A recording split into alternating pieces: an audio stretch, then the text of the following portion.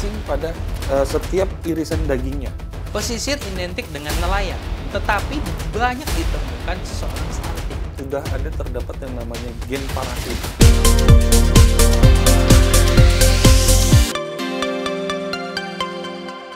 Halo Dokter Surya, Halo Pak Kris, gimana kabarnya nih? luar biasa baik. Jadi hari ini kita akan membahas nih dok, opini-opini kesehatan yang ada di masyarakat. Nah, kali ini kita akan coba mengangkat suatu opini di masyarakat tentang mengkonsumsi ikan menyebabkan cacingan. Oke. Nah, sebenarnya dari sisi medis ataupun kesehatannya, benar nggak sih ataupun fakta atau mitos nih, Iya. ikan menyebabkan cacingan? Oke, jadi gini Pak Kris. Kalau dari sejarah ya Pak Kris ya, bahkan ada penelitian dari WHO sendiri, itu tahun 2019, Indonesia mengkonsumsi ikan itu sebanyak 35 kg per kapita per tahun. Nah, artinya ini masih angka yang cukup kecil jika Dibandingkan mungkin dengan Jepang.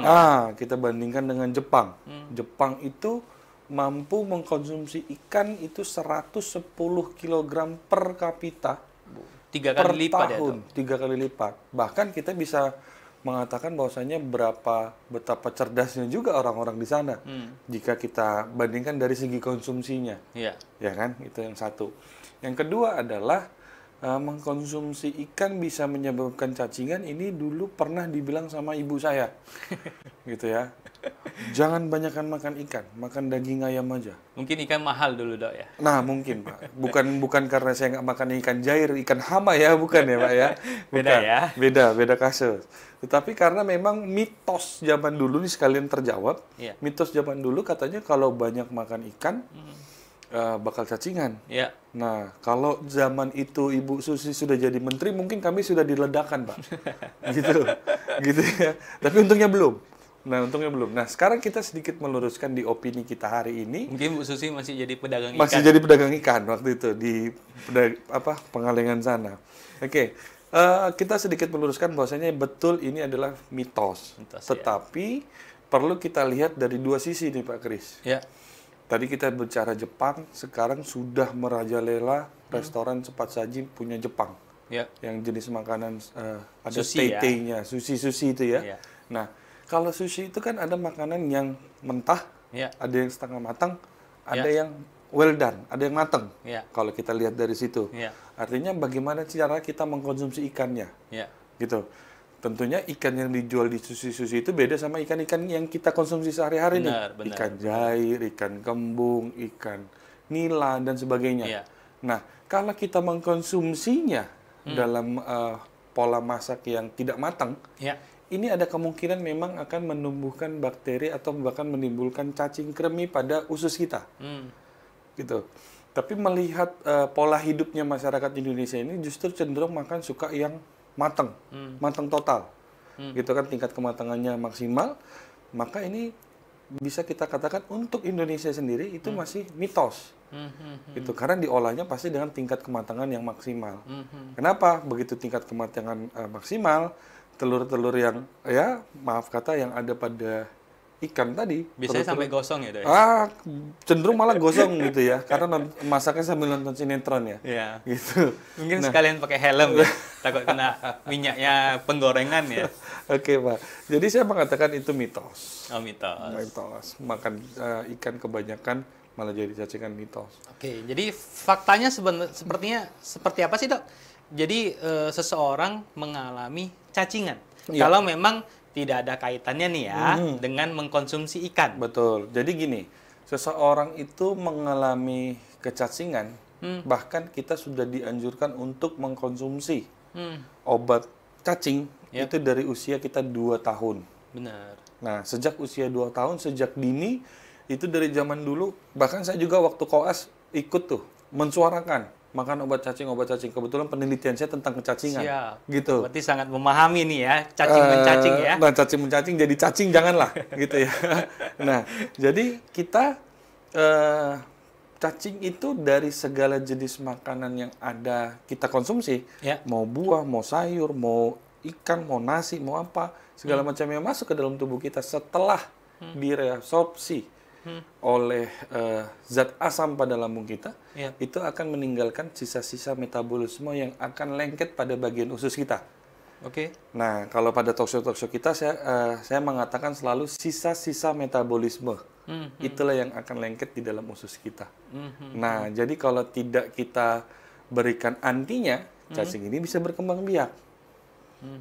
Nah, tapi ini berlakunya pada balita. Masih anak-anak. Gitu, karena pola makannya kan masih menyesuaikan dengan apa yang diberikan ibunya. Gitu. Nah, kalau kita kadang adalah kita minum kopi, ya kan?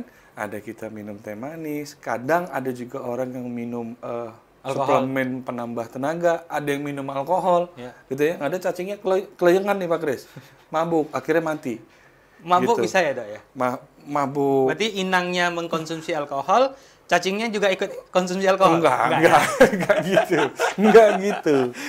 gitu jalan. Mana tahu cacingnya juga mengkonsumsi alkohol jadi mabuk dia kan di dalam. Tidak. Yang ada adalah tingkat asam pada lambung kita, pada usus kita akan meningkat sangat signifikan. Inilah yang membunuh si cacing. Makanya dianjurkan jangan mengkonsumsi alkohol Betul. Jadi ini yang akan membunuh si cacing secara pelan-pelan, tapi pasti. Tetapi kalau secara teori, kita yang dewasa ini pun dianjurkan juga untuk mengkonsumsi obat cacing minimal 1 tahun sekali. Oke, berarti cacing pada manusia ini atau hanya satu jenis, atau misalnya ada disebut misalnya pada hewan ya kita bilang, pada ayam misalnya cacing pita, atau misalnya ada cacing yang lain, atau bagaimana dok? Oke, kalau bagi kita, kita yang dewasa ya, yang dewasa dan kita juga yang bisa mengkonsumsi daging-dagingan, halal maupun non halal. Nah, saya mengkategorikannya seperti itu.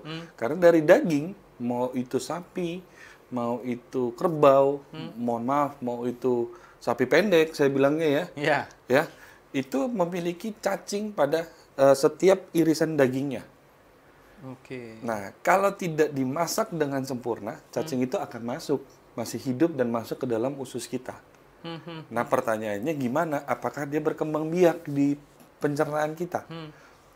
Kalau kita membiarkan terus-menerus, maka akan muncul penyakit lagi nanti namanya. Bisa datang diare. Bukan hanya dari infeksi Staphylococcus aureus, tidak. Tapi dari cacing kremi juga bisa pada daging-dagingan. Cacing pita bisa pada daging sapi pendek tadi, gitu ya. Kemudian untuk cacing kremi pada ikan juga bisa. Nah, gitu. Kemudian pada cacing pita pada ikan yang hidupnya di laut atau air asin itu juga ada.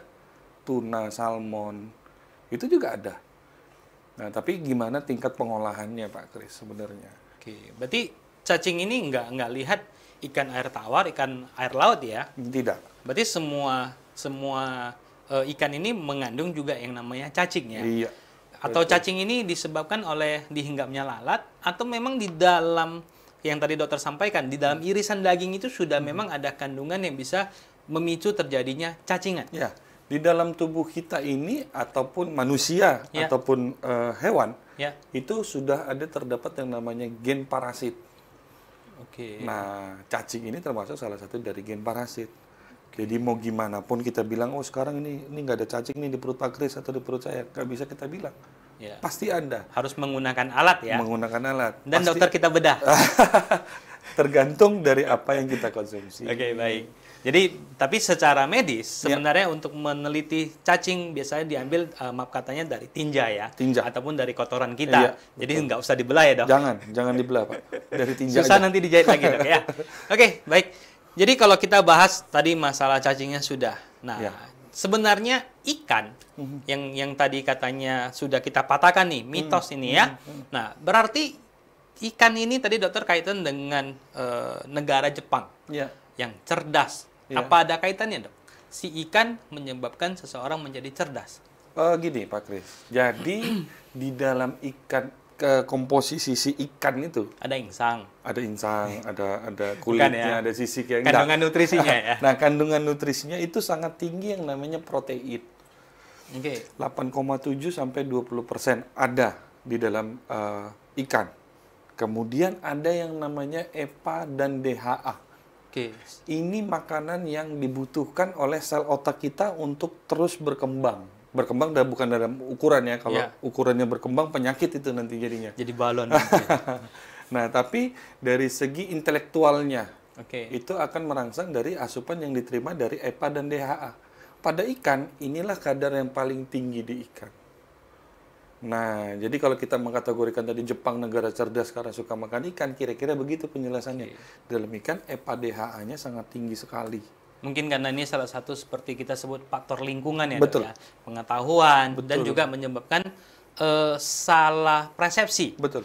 Nah, malahan kemarin saya ada sharing dengan teman ya di Dinas Kesehatan, malahan daerah pesisir yang kaya dengan ikan terjadi stunting. Betul.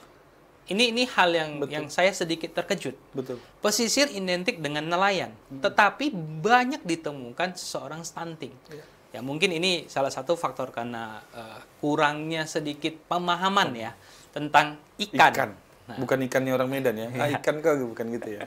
Jadi mungkin ini sedikit yang mungkin kita bisa memberikan sedikit opini ya tentang ikan tidak ada kaitan dengan cacing. Betul. Ya. Betul. Cacing tidak menyebabkan ikan. Betul. Beda ya. Oke, thank you Dok. Siap, mungkin Pak kali Kris, ini kita sama-sama. bahas lain kesempatan kita akan bahas masalah opini kesehatan yang lainnya. Siap.